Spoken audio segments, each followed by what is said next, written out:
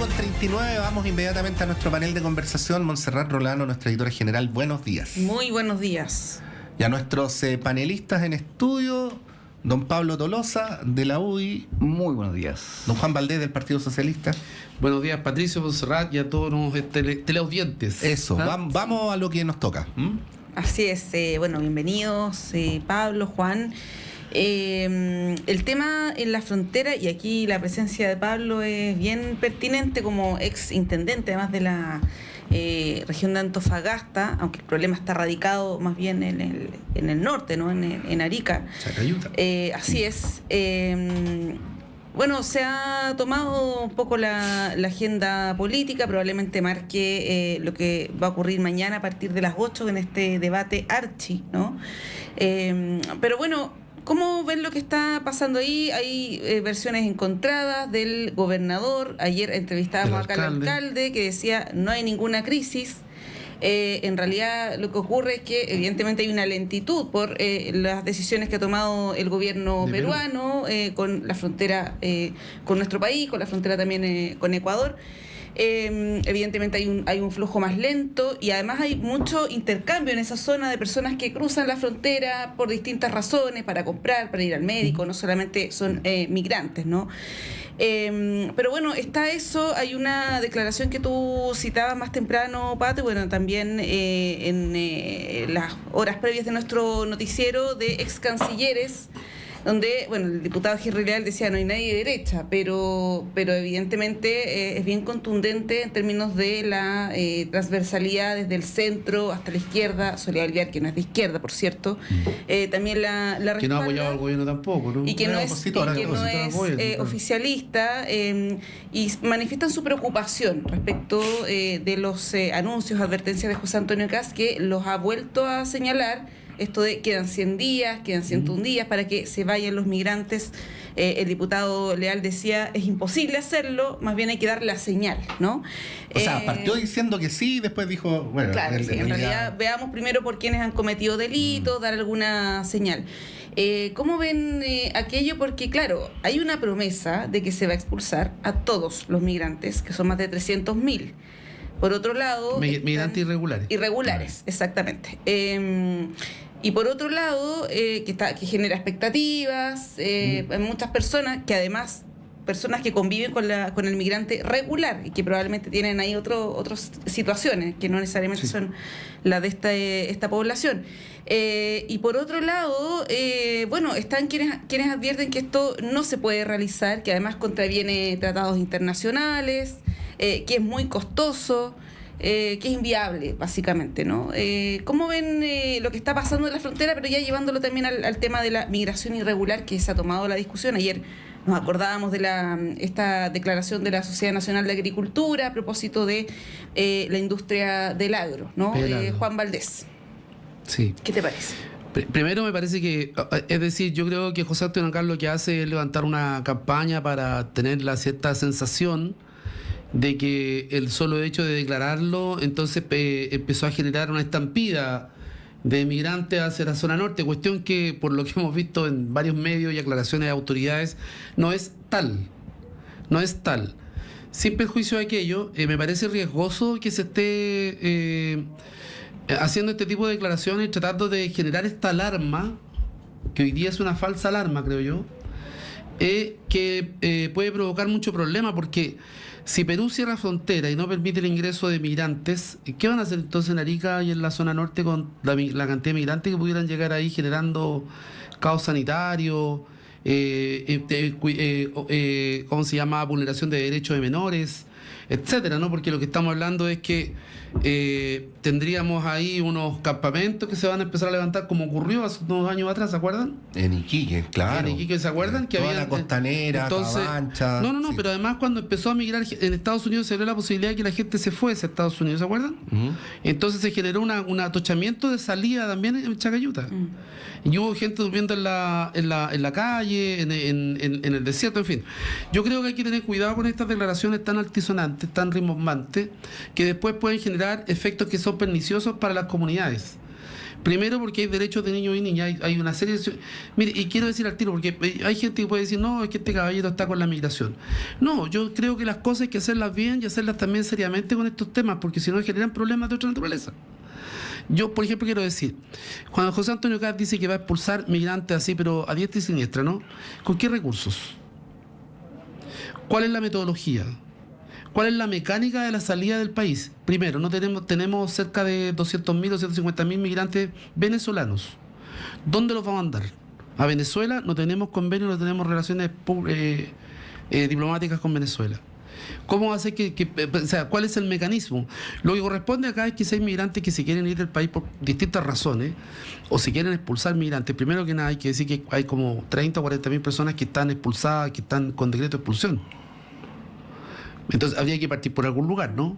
Y bueno, yo creo que el Estado chileno ha tenido la capacidad de poder expulsarlo. Lamentablemente, yo creo que tiene que irse aquellos que no son una contribución. Lo otro, la migración en Chile le ha aportado en el año 2024 cerca del 10% del PIB.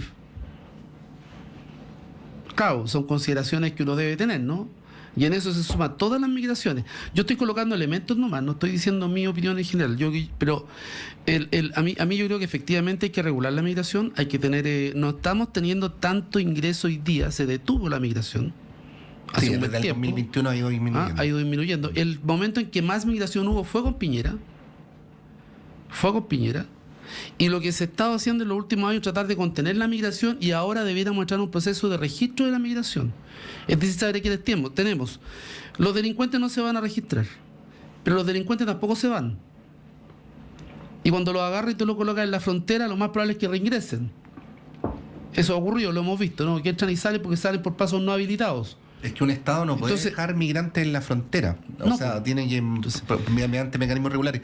Ahí, y puedo decir una cosita más, disculpa, claro. Cortito, breve. Mira, y también yo creo que todo esto que se ha generado en la frontera de Chile con Perú obedece más bien que se ha aprovechado políticamente por el momento electoral de Chile, pero yo creo que más bien obedece a una crisis que tiene Perú. Porque el presidente de Perú acaba de ser designado por el Parlamento, sacaron a la presidenta, ¿cierto? Acaba de ser nombrado este presidente y que también ha tenido cuestionamientos y ha tenido denuncias graves en tribunales que tiene que discutir y finalmente lo que hace Perú siempre que tiene una crisis interna lo que hacen es mirar para el sur, es decir, nos miran a nosotros y mandar entonces militantes y son 40 personas las que vienen el otro día ahí esperando para pasar y efectivamente el flujo en la frontera de Chacayuta debe ser el más alto del país por la cantidad de relaciones que tenemos con Tacna y que los mismos vecinos son familias.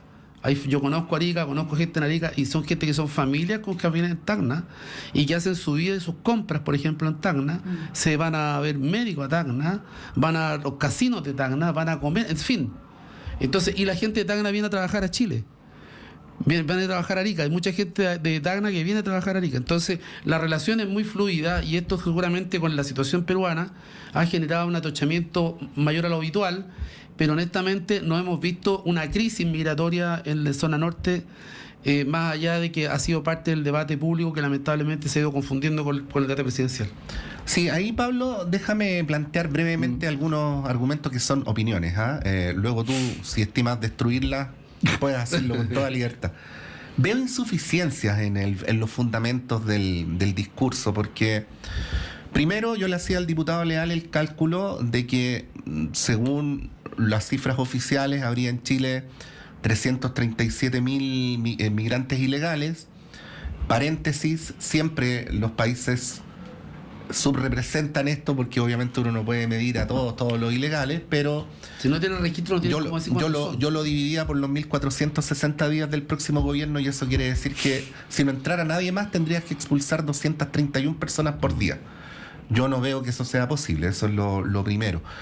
Lo segundo, no digo en especial a alguien, pero me da la impresión que esto se usa en un contexto electoral porque hay un sentimiento anti-venezolano, ¿no? Llámenlo xenofobia, pero hay un sentimiento anti-venezolano. Y resulta que cuando uno anda por las calles, interactúa con venezolanas y venezolanos, no sabe quién es irregular y quién está legal, ¿no? Y quién es delincuente y quién no. Y los irregulares son menos de un tercio de los venezolanos residentes. Por lo tanto, aún expulsándolos a todos, cosa que ya dije de antemano que parece que no se puede, no va a disminuir sustantivamente la presencia de la comunidad venezolana en nuestro país. Lo tercero es esta idea de que si cae Maduro se van a ir. No siempre se van porque la gente echa raíces, ¿no? Y puede que la situación se agrave también. Y por último, y esto lo leí en el New York Times, una de las razones que estarían frenando a Trump para intervenir militarmente en Venezuela es que los análisis de inteligencia que le han entregado señalan que no va a haber un cambio pacífico de gobierno rápido, ¿no? O sea, que se va a abrir un periodo largo de inestabilidad. Y eso podría aumentar la migración en vez de disminuirla, y no depende de cuán bien o cuán mal lo haga el próximo gobierno, ¿no?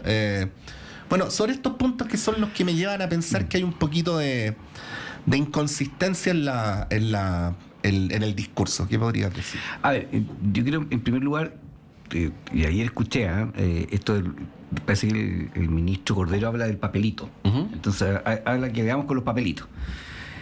Respecto al tema, yo creo que hay que dividir la situación, que es bien especial. Yo conozco la zona, soy de Antofagasta, pero Nortino, estamos al lado. Así que, sí. Y en la misma situación que existe en Chacayuta, lo que yo puedo decir que existe en El Paso, no sé, en Jama, o si tú lo llevas a Hito Cajón, en el caso de Bolivia. Una cosa es lo que si haya aumentado o disminuido el tema respecto de Chacayuta, que es un paso habilitado, por tanto, obviamente ese flujo migratorio es permanente, porque es un cambio, más que nada que un flujo migratorio, más que nada es un cambio o un tránsito entre las personas que viven en Arica con los que vienen en Tacna. Es cotidiano el intercambio. Es totalmente diario. De hecho, hay los que puedan ir para allá, hay taxis que cruzan de un lado para otro, y eso es permanente y a diario. Eso no ha aumentado, no ha cambiado, es exactamente el mismo flujo. Lo que ha modificado es el hecho de que en la frontera se ha militarizado y por tanto ha bajado el flujo respecto específicamente de los ilegales. Que los ilegales no salen por Chacayuta, porque obviamente ningún ilegal va a salir si entró por el paso fronterizo por la mitad del desierto, no va a salir por Chacayuta. Es decir, por Chacayuta, claro. Obviamente, por tanto, estamos hablando de situaciones distintas. Es decir, no podemos decir, mira, en Chacayuta estamos exactamente igual, por tanto no hay un problema, no hay una crisis, que sí, si lo vemos respecto específicamente a los ilegales. Dicho eso, yo creo que efectivamente que hay un tema que es distinto de dar señales o no dar señales. Y creo, y se lo escuché a José Antonio Kast respecto de... va a haber una situación, y eso es evidente, porque tanto ya el hecho de que se militarice la frontera por un lado, y nosotros lo tenemos hace bastante tiempo, del 2023, si no me recuerdo, que están los militares en la frontera, esto te va a generar efectivamente, lo que dice Juan, un eventual problema desde el punto de vista humano. Y por tanto, creo que una de las cosas que uno puede correr con el chicle, o caminar con el chicle, es ver, bueno, negociemos o más que negociemos, conversemos con Perú cómo podemos habilitar efectivamente un paso humanitario respecto a estas personas que desde Chile... La carretera humanitaria. Una carretera humanitaria con Perú y con Ecuador. Porque efectivamente, necesariamente, producto de señales, es que entran o salen, aumenta o disminuye la cantidad de inmigrantes en el país. Yo me acuerdo, a mí me tocó, siendo intendente, el inicio de la migración colombiana, que no se había medido. Y todos hablaban de los colombianos, pero no se había establecido cuánto era el número de colombianos. Y cuando se empezó a medir, era muchísimo. De hecho, en este momento en Antofagasta hay un consulado permanente colombiano en Antofagasta, que es muy grande. Hay poblaciones también colombianas. Poblaciones, entonces... Tú tienes primero que visualizar el problema, porque efectivamente tú tienes un problema desde el punto de vista migratorio. Ahora, sí, es evidente lo que tú dices, es decir, expulsar masivamente no es fácil. Y por tanto, la primera labor es evitemos que gente entre. Ese es como el primer tema. Segundo, Ya, pero si hay guerra en Venezuela, obviamente que se te va a generar un efecto migratorio. no depende del gobierno siguiente, sea cual sea, El impedir signo- la migración. Obviamente. Es Por que- tanto, ahí Mira, efectivamente cuando- se te va a generar un conflicto. Pero además también las señales, es decir, yo voy a llegar al gobierno y voy a expulsar a los ilegales o irregulares, porque ahí hay una distinción que muchas veces la gente en la actualidad, yo digo ilegales, pero la verdad que técnicamente no son ilegales, son irregulares Irregulares, claro. porque no existe el delito de la migración ilegal. Por tanto, al no ser delito, no es... Hay mucha gente que ha ingresado al país de forma regular y después se ha quedado, claro, se ha convertido después. Claro. Oye, y déjenme agregar otro dato Ahora, cortito. ahora que hay un tema bien específico, que es, y muy corto, cuando la persona ilegal o irregular entra al país por pasos fronterizos no habilitados, y que hay muchísimos en el norte, por la geografía, la gente que vive podríamos decir, desde la región de Coquimbo al sur, no se imagina, es difícil determinar Pero por Antofagasta cómo norte. es el tema en el desierto, donde efectivamente tú tienes un paso fronterizo, pero tienes kilómetros al lado Es que una- son eso es exactamente iguales. Es decir, Es tan, una tan caseta. lineal, que al final es una caseta, Claro. que hay una calle, pero tú puedes pasar por el lado, Obvio. y que no tiene ninguna dificultad. Es decir, y por tanto, es más que nada la gente que O pasa. sea, todo el narcotráfico que viene de Bolivia hacia Chile pasa por esos pasos irregulares. Y que hay muchísimos, sobre todo. Y que hoy día lo que hay que hacer es aplicar tecnología, porque si no, no hay cómo cubrir todo lo que es, dar cobertura a todo lo que es la frontera, que no tiene vigilancia de personal. Tiene que ser a través de cámaras térmicas, de distintos tipos de tecnología que Drones. existe, drones, etcétera, para poder controlar no solamente la migración irregular o ilegal, sino también el narcotráfico y el delito. Y eso es bien complejo, porque se han descubierto, por ejemplo, ahora en Antofagasta la policía desbarató una banda donde fueron varias toneladas de droga, ¿no? Sí. ¿Sí? Entonces eso se hizo a través de trabajo de inteligencia. ¿Qué es lo que más preocupa? Ver el tema de la migración irregular o ilegal, hay que definir el término ahí, ha permitido también ir descubriendo cómo se va internando la droga a Chile. Ahora, Que es a través de mira, estos pasos. Pablo, déjame decir algo Claro. cortito, ¿no? Para complementar, ¿ah? Para también entender y explicar la magnitud de los esfuerzos que hay que hacer para llegar a ciertas soluciones. Por ejemplo, se dice, no digo que con liviandad, pero se dice así, corredor humanitario, ¿no? Bueno, voy a partir por decir una obviedad. No basta con la sola voluntad de Chile para No, que no, haya no. corredor humanitario. Se requiere a Perú. Pero tampoco basta con Perú. Yo estoy aquí, abrí el mapa de Sudamérica. Perú tiene frontera por el sur con Chile y con Bolivia, pero no tiene frontera directa con Venezuela tampoco. No. No. Tiene con Ecuador, que tampoco tiene frontera con Venezuela, Y Colombia. con Colombia y Brasil. Exacto. Es decir, no se puede empezar a hablar seriamente de corredor humanitario sin la concurrencia de Chile, Perú, Colombia y o Brasil, Ecuador. y además Venezuela. Claro. Y Mira, además lo que pasa es Venezuela. que, Sí, a ver, yo creo que hay aquí un tema que efectivamente hay una sensación de la ciudadanía respecto de esta migración desbordada. Y un poco tú dijiste si es xenófono o no. Yo creo que a la larga el problema, más que el migrante, es que se hizo este match entre migrante ilegal y el Tren de Aragua. Eso. Si tú logras, primero, combatir el narcotráfico, el crimen organizado, obviamente la trata de personas. la trata de todas estas situaciones que son delictivas, obviamente baja esa sensación que existe. Chile es un país que ha tenido eminentemente migraciones y de distinto tipo. Yo les contaba, estuve esta semana pasada en Talca, en la región de Maule. Hay una migración boliviana Sí. súper grande en ese sector. Y que a la larga convive muy bien con la gente que está en...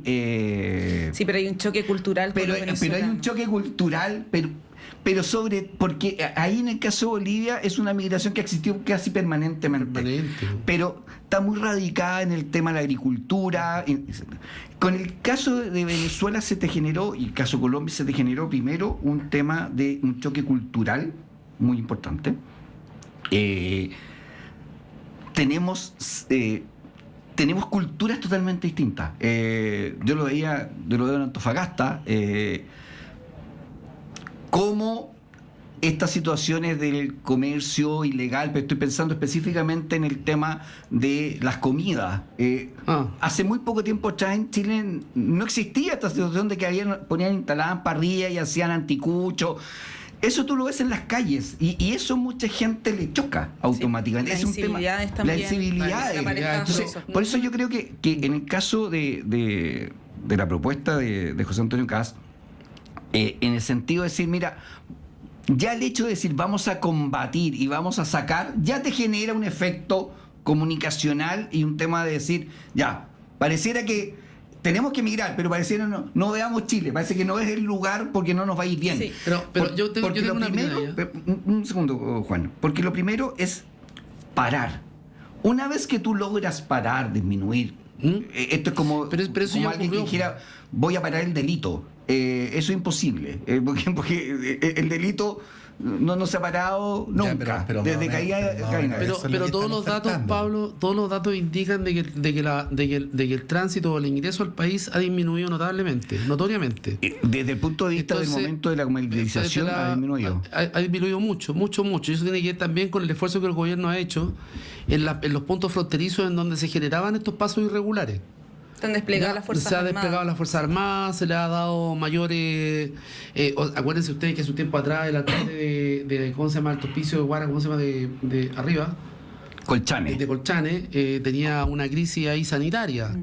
Hoy día nadie habla de la crisis sanitaria porque hoy día no hay gente ahí y se han logrado controlar los caminos de acceso, porque una cosa es que pasen por caminos regulares y otra cosa es que después tienes que tomar la carretera para volver para irse a algún destino, digamos.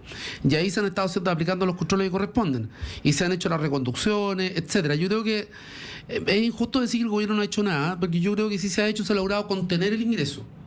Eso se ha hecho. Y es tan así que hoy día tenemos menos ingresos que lo que teníamos hace 2 años atrás, 1 año atrás.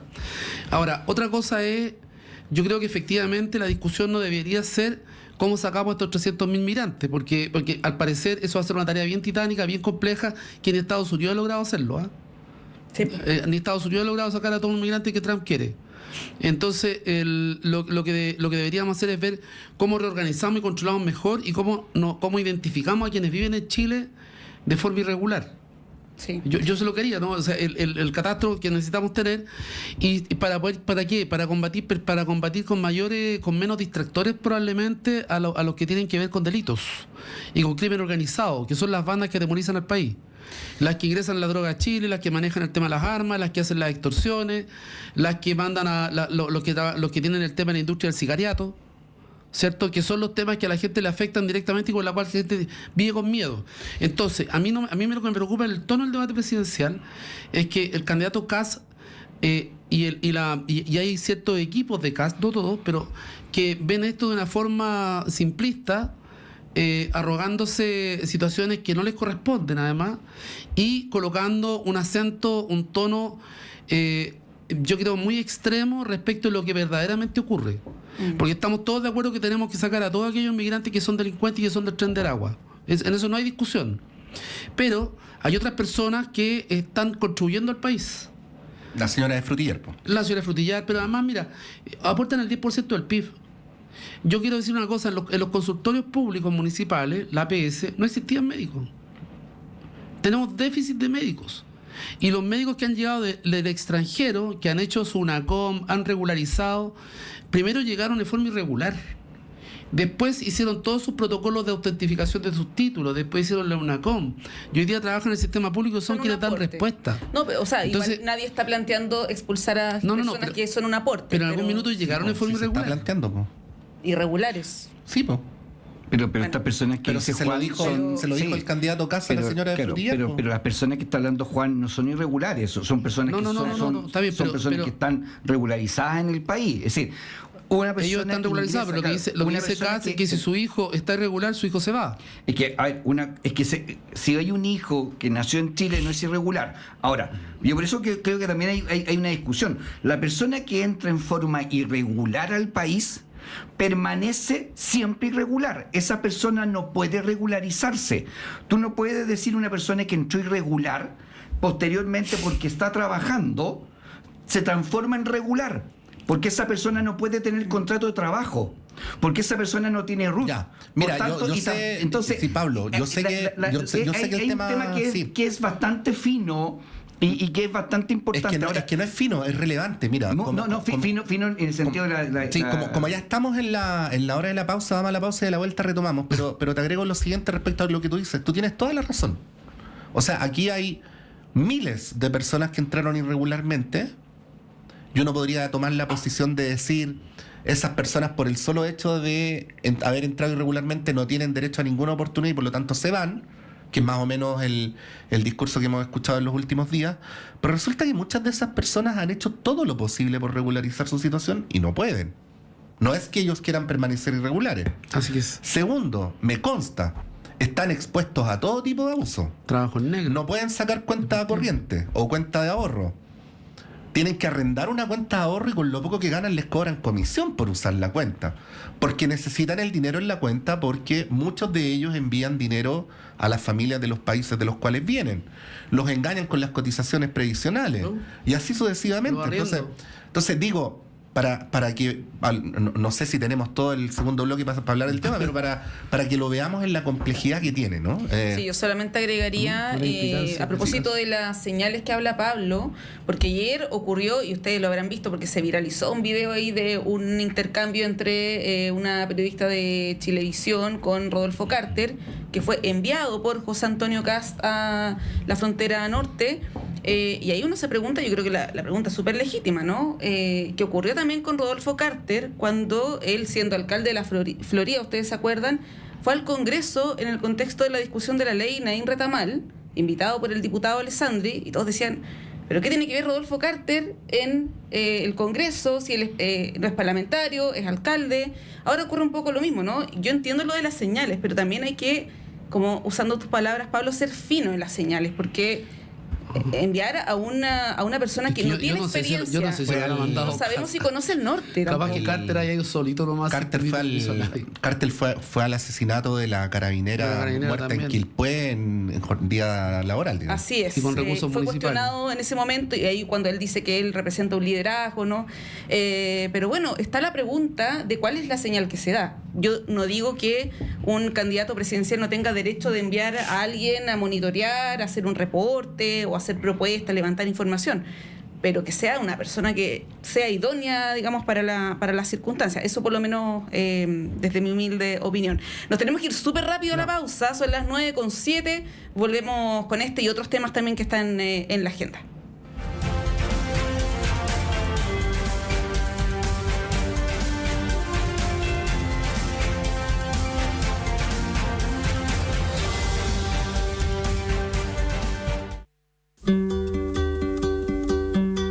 La Vicerrectoría de Comunicaciones y Extensión Cultural de la Universidad de Chile y Radio Universidad de Chile tienen el agrado de invitarle a un homenaje a Gabriela Mistral con ocasión del aniversario de los 80 años del Premio Nobel entregado a nuestra ilustre poeta.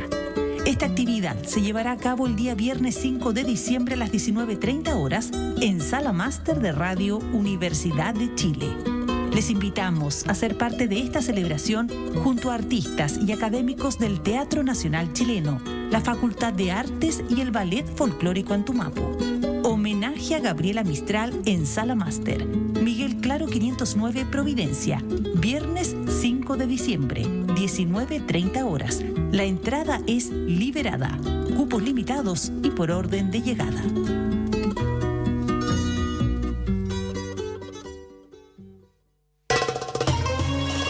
¿Qué pide Palestina? El respeto al derecho internacional. Solamente eso. Una de las mayores catástrofes de este siglo XXI se vive en Palestina. Y nosotros, el domingo a las 9 de la mañana, hablamos de Palestina. Palestina por siempre en Radio Universidad de Chile. Encuéntranos en la plataforma Spotify y sintonízanos en Radio Universidad de Chile el domingo 9 de la mañana. Palestina por siempre. Palestina por siempre.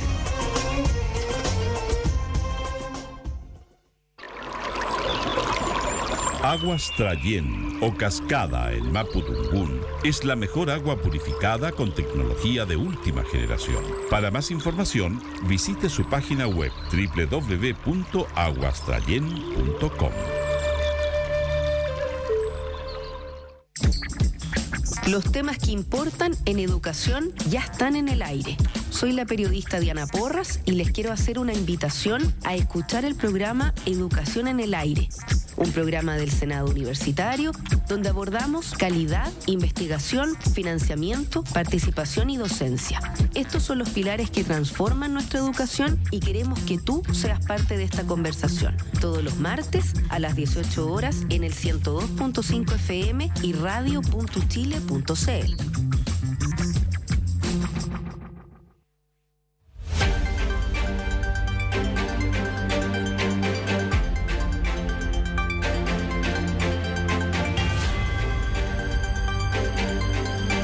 Está súper buena la conversación, son las 9:10, casi mejor que la que teníamos al aire. Así es que, es que el tema de la migración, especialmente cuando uno pretende tratarlo en su complejidad, obviamente abre ventanas, pero pienso que es lo que tenemos que hacer. O sea, es un tema que de suyo, más que simplificarlo, hay que complejizarlo, ¿no?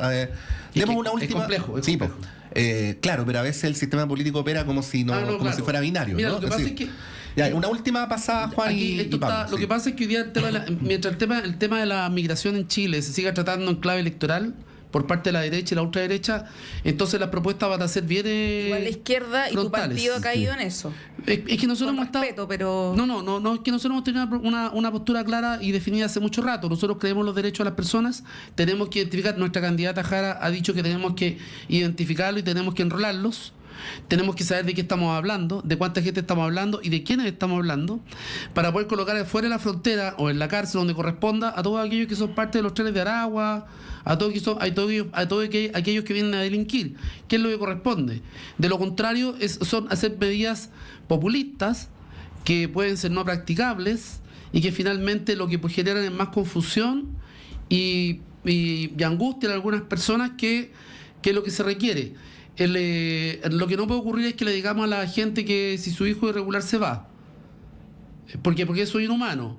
Entonces es muy contradictorio cuando escuchamos al candidato Kast que hay que tener un poco de humanidad con este pobre abuelito de los 1000 años de presidio, Kasnov, pero no quieren tener humanidad también con aquellos niños y niñas que hoy día necesitan colegio, necesitan educación, necesitan salud. Porque lo que han dicho, al menos yo lo he escuchado de Axel Kaiser, es que a toda esa gente, entonces lo escuché anoche, de hecho, de Axel Kaiser, es que entonces toda esa gente no hay que ofrecerles derechos sociales, como dijo también una senadora electa. Entonces, creo que eso no corresponde.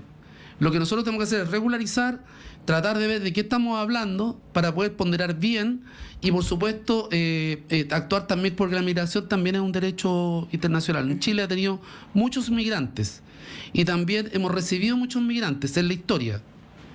Entonces, el trato no puede ser tan populista ni tan liviano. Yo creo que tiene que existir una propuesta que sea más planificada y que la gente pueda entender como que sea plausible. Ya, está hecho el punto. Pablo Tolosa.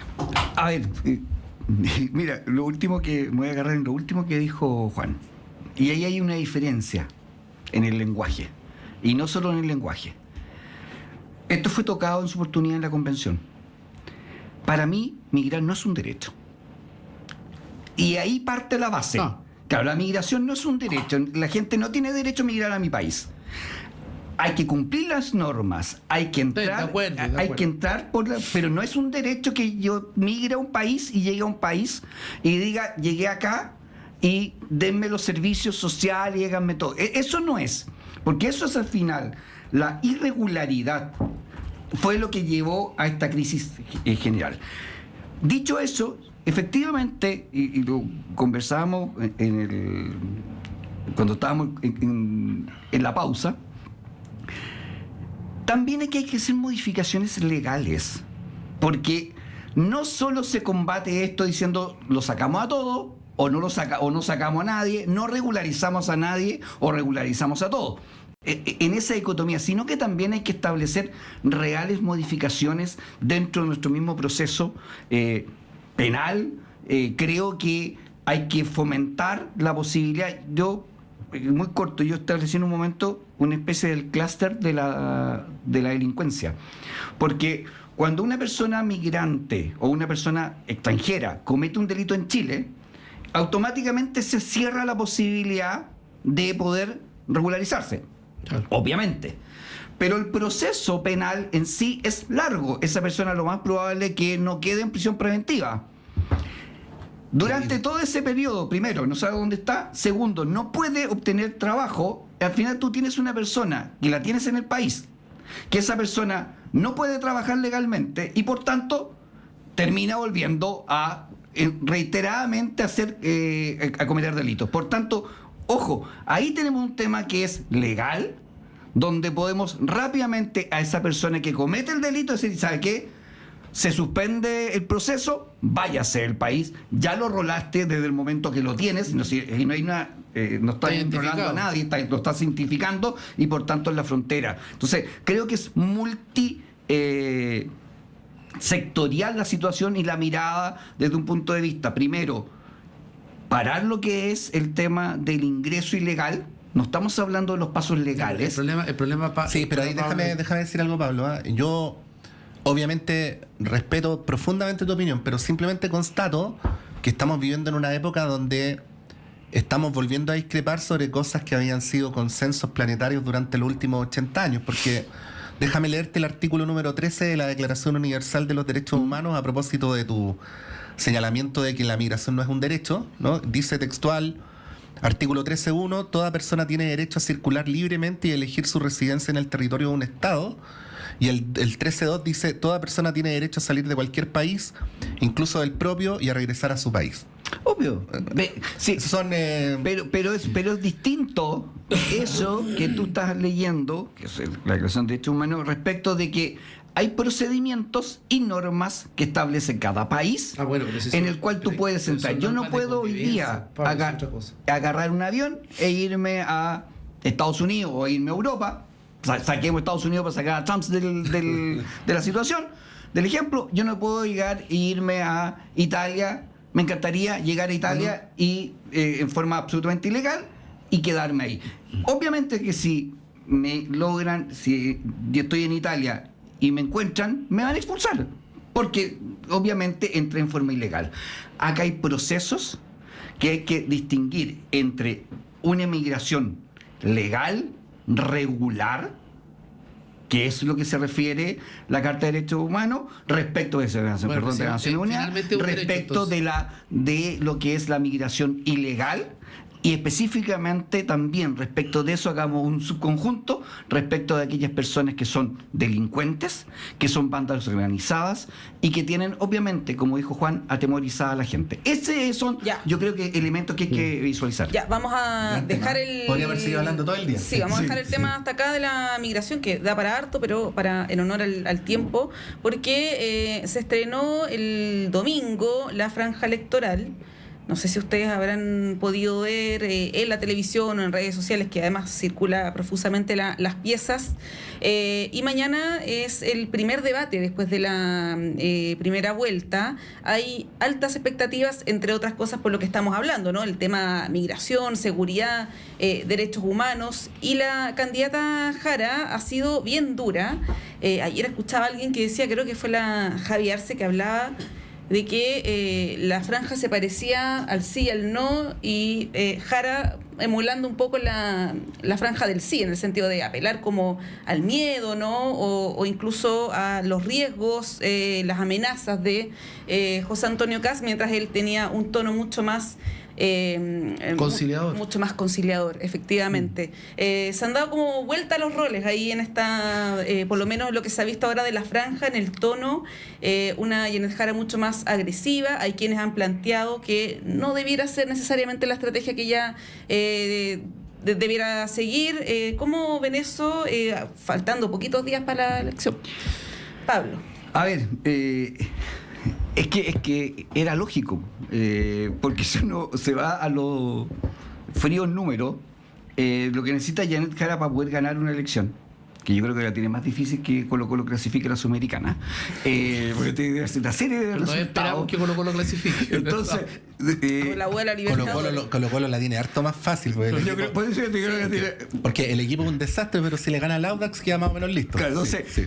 a pesar de la dificultad de eso, que diría que es mucho más difícil, necesita no solo, porque recordemos que el resultado de primera vuelta, que uno puede mirar Jara y Kass, si uno suma Kass, Kaiser, Matei, solamente esos, tú llegas a sobre el 50%.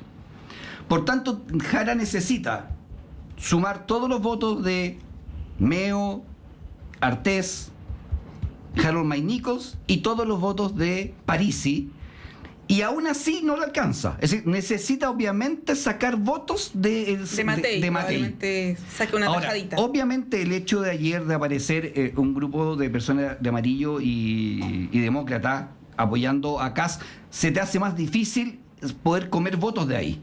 Además también, ahora no sé cuánto... Ahora igual hay como 5 votos ahí, con respeto, pero... Bueno, es que yo creo que son los mismos 5 votos que tuvo Matei. Entonces, que tuvimos en ese sector. Pero respecto también, y un análisis en la situación del PDG o la votación de Parisi.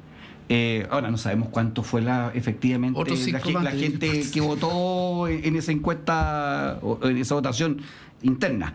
Pero que un 78% te diga nulo y blanco es una muy mala noticia para Jara, porque además es poca gente la que dice voto por Jara. Ahora, recordemos que en la elección anterior también se hizo esta misma votación y el 60% se fue para Jara. se fue para Boric en esa O sea, oportunidad. para Boric, perdón, claro. Bueno, pero ni siquiera el 60 necesitan, esta necesita el 100%. Sí. Entonces, obviamente que la posición que te va quedando es atacar al otro candidato. Es llamativo que casi el 80% de la franja ha sido para atacar a Kass. Y Kass en ese sentido no ha actuado, ya está con una figura más presidencial.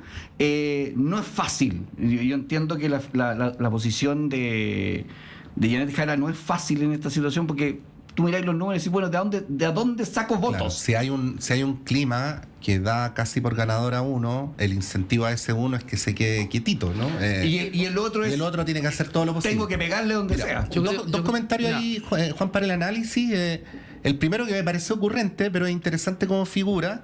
Leí por ahí que alguien comparaba a la candidata Jara con la selección uruguaya, que cuando se empiezan a dar cuenta que pueden perder el partido, empiezan a darle con todo a los rivales. Un poco esta idea de que si vamos a perder, que sea con las banderas en alto, ¿no? Otra cosa que se le señalaba como crítica, pero luego yo me pregunto qué otra cosa podría ser, es que Janet Jara está conduciendo la segunda vuelta más como una jefa de la oposición a un eventual gobierno de Kass que como una candidata. Pero bueno, luego yo me pregunto si las posibilidades de ganar no se ven tan altas, ¿qué otra cosa te queda que tratar de construir para lo que viene, ¿no? Entonces, como elemento para el análisis también es interesante. Mira, yo ahí me sumo más bien, como estamos hablando de estas terminologías futbolísticas, quiero hablar, como dijo mi presidente de partido, la Paulina Bodanovich, que le mando un saludo enorme, senadora electa por el Maule. Así es. Que los partidos se pierden o se ganan cuando termina el partido, punto. No haya, yo creo que y cuidado, porque este destape de botellas de champán que existe al otro lado, esta celebración anticipada, cuidado que les puede pasar la cuenta. Lo primero. Lo segundo es que yo creo que efectivamente Kass ha hecho la de manual. El manual. Multiplicarse por 0. Sí. No hizo. La vez pasada salió al ataque y no le fue muy bien. Está haciendo la de manual, es decir, juntándose con la gente. Hay una expectativa de triunfo más alta en el mundo de la centro-derecha. Ha ido ampliando su rango de acción o de influencia, aunque sean minoritarios y muy minoritarios, como el caso de Amarillos y de Demócratas. Hay que preguntarle a Jimena Rincón qué ministerio le va a tocar, ¿cierto? Pero yo creo que ha hecho la de manual. Y lo de Jara Yo creo que ya... a mí no me gustan estas campañas donde son ataques en lo personal, o sea, donde se atacan, yo creo más en las campañas donde se propone, donde se colocan los temas para debatir. El problema está en que Kast no ha querido debatir los temas. No ha querido sentarse a explicar cómo va a reducir 6.000 millones de dólares. Bueno, la misma Janet Jara lo reconoció, dijo que parte de su estrategia era confrontar directamente a Kast, claro, pero como Kast no ha estado disponible, eso le dificulta la estrategia. Entonces, claro, yo creo que ahí lo que ha tenido es que finalmente ha colocado los temas y también las amenazas, porque son reales. Cuando Kast dice que va a disminuir 6.000 millones de dólares y no he visto que el comando económico, el equipo económico integrado que ha logrado construir haya desvirtuado o desdibujado esa posibilidad, todavía se mantiene. Entonces yo creo que hay que advertir a la ciudadanía que eso es complejo, porque yo creo que no va, tal vez no termine con la PGU, porque la PGU es una ley. No, pero con el préstamo sí, de hecho ayer su economista lo dijo. Con el préstamo, ojo, lo que ha ocurrido en Argentina con Milei es que no ha reajustado las pensiones de los jubilados. O sea, no es que haya terminado con las pensiones de los jubilados, lo que hace es que no se reajustan. Y eso hace lo que hace finalmente que se pierde el poder adquisitivo, porque no sé cómo se va a manejar la economía en un tiempo más. En fin, yo creo que son muchos temas como este. Tampoco ha explicado cómo va a sacar a los 300.000 migrantes irregulares. Y hoy día coloca una voz de alerta y de alarma y mandan a este señor, ¿cómo se llama? A la cártera a payasear, digamos, al norte, a hablar cualquier cosa. Para colocar esta sensación de alarma entonces creo que no se explican las cosas. Entonces Kast no ha explicado nada y eso es un tanto complicado, y yo creo que está bien que lo saquen al pizarrón.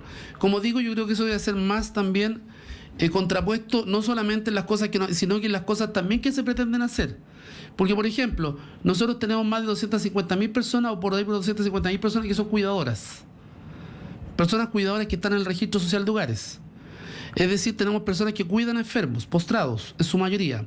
Y tenemos cerca de 1.200.000 personas que cuidan en general niños, niñas y adolescentes, que son abuelas, y también cuidan personas postradas y de otras características. Bueno, lo que ha dicho la candidata Jara, que en vez de tener un estipendio que es muy limitado, como de 30.000 pesos, lo que hay que hacer es entregar un estipendio que sea 160.000 a las personas que estén cuidando y que estén registradas.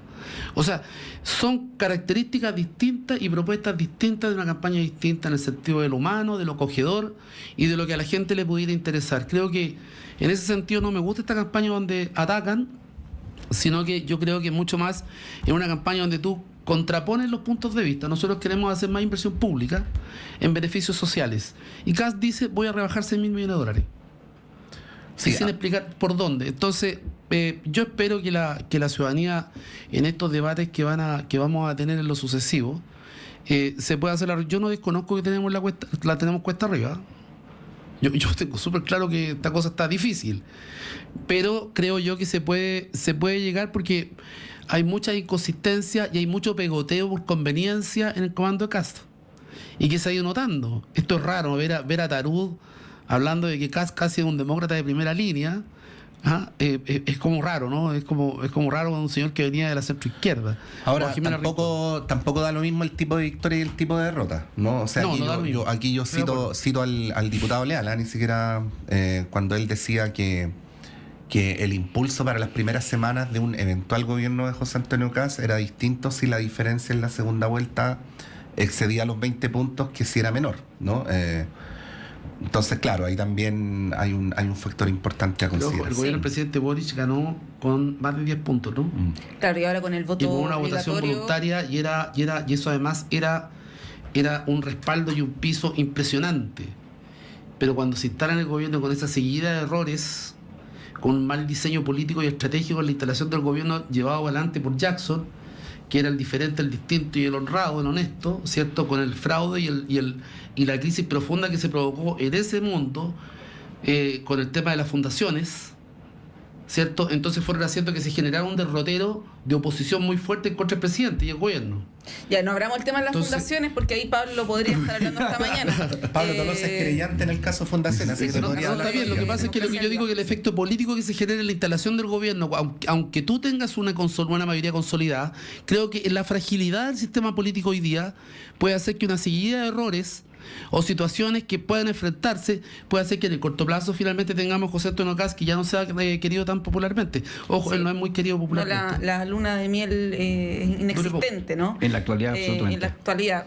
Pablo, bueno, mañana está este debate de Archie. Hay 7 periodistas que van a estar ahí requiriendo a los dos candidatos. No hay mucho espacio para darse vuelta o para tirar la pelota para el córner. Bien breve, ¿tú crees que José Antonio Kast tenga que dar, como dice Juan, más explicaciones, quizás más certezas de lo que va a hacer? Porque hasta ahora ha dicho, le preguntan, ¿va a reabrir Punta Peuco? Lo vamos a ver el 11 de marzo. El tema del préstamo, lo vamos a ver el 11 de marzo. La migración, todo el 11 de marzo. Y la verdad es que uno también como entrevistador, como periodista y como ciudadano, es agotador no escuchar ninguna respuesta concreta. A ver, Muy breve, Pablo, ¿eh? Sí. Por honor al tiempo. Sí, por honor al tiempo. A ver, yo creo que obviamente que todo candidato presidencial y en un debate y de segunda vuelta, las posiciones que tiene que son más certezas. Respecto, no sé, por el tema de Punta Peuco, hay una ley, hay una persona adentro. Entonces, yo creo que obviamente esto es una coalición que se ha ido ampliando. El tema de republicano, que ahora desde que ellos era republicano, perdón, el Partido Libertario y Social Cristiano que por lo pronto va a desaparecer también. Por el resultado electoral, se incorporaron algunos partidos de Chile Vamos, se han incorporado esto ayer, Amarillo, más que incorporar, dio el apoyo. Yo creo que obviamente en estos debates uno va a poder ver un poco más. Ahora, yo en realidad hasta el partido creo que las posiciones son bastante claras y es difícil que un debate, salvo que sea una hecatombe y que alguien diga una brutalidad del porte un buque, o por otro lado tenga una genialidad, es difícil que no va a cambiar la tendencia. Que no va a cambiar la tendencia. Sí, yo creo que la tendencia es bastante clara en el último tiempo. Y por tanto, yo creo que José Antonio debe mantener su posición como ha tenido hasta ahora.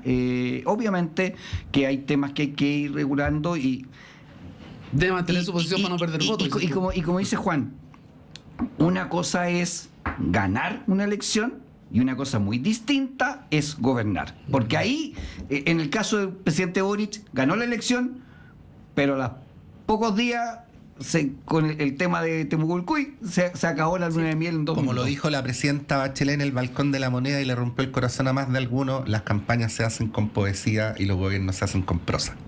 Así es. Bueno, tenemos que cerrar. no Pablo será Tolosa, presidenta. muchas gracias por No, muchas gracias a ustedes. acompañarnos esta mañana. Juan Valdés, igualmente, Monserrat, que tengan Pablo. una excelente semana. Nos tenemos que ir rapidísimo a la pausa y a la vuelta está Claudio Medrano con ustedes.